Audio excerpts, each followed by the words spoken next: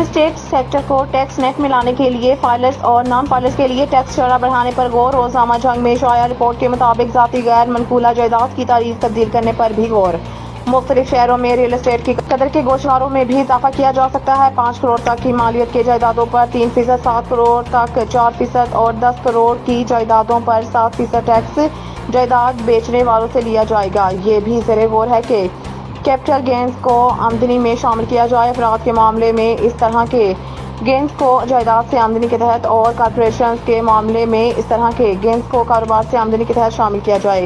یہ تجویز کیا گیا ہے کہ انکم ٹیکس کے اسٹینڈرڈ شیڈول کے پارٹ 1 کی کلاس 126 میں اسپیشل ایکسپورٹ زون میں صنعتی ادارے کے لیے کیپٹل گینز کی چھوٹ کو ختم کیا جائے۔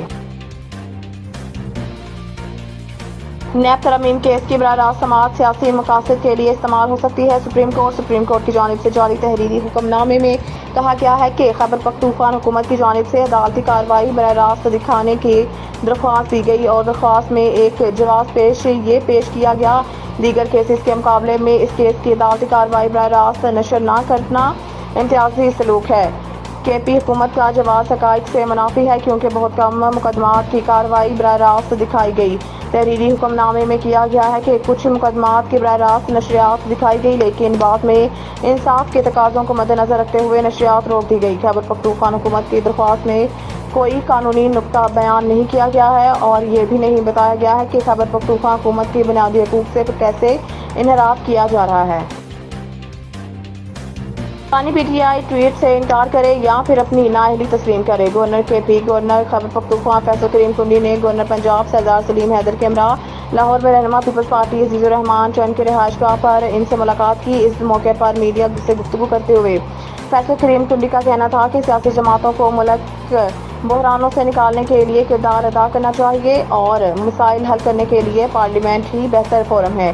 فیصل کریم کنڈی کا کہنا تھا کہ اداروں میں ٹکراؤ نہیں ہونا چاہیے اور اداروں کو اپنے دائرہ اختیار میں رہ کر کام کرنا چاہیے۔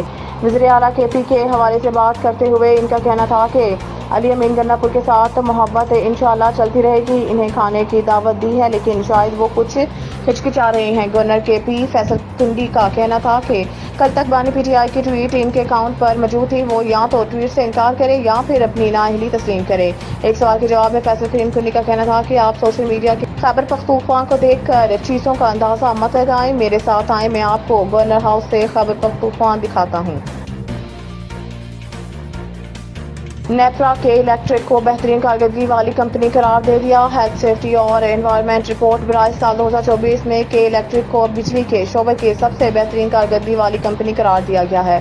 نیپرا کی جاری کردہ رپورٹ میں توانائی کے شعبے کے تمام کمپنیوں کے سیفٹی پروٹوکول اور اقدامات کا جامع تجزیہ کیا گیا ہے اور یہ پایا ہے کہ کے الیکٹرک نے اپنے تمام آپریشنل موڈ جیسا کہ بجلی کے پیداوار، ترسیل اور تقسیم میں بہترین HSE اسکور حاصل کیے ہیں۔ رپورٹ کے مطابق کے الیکٹرک نے بجلی کے پیداوار میں 96.5 HSE اسکور، ٹرانسمیشن میں 95 اور ڈسٹری بیوشن میں 88 اسکور حاصل کیا ہے۔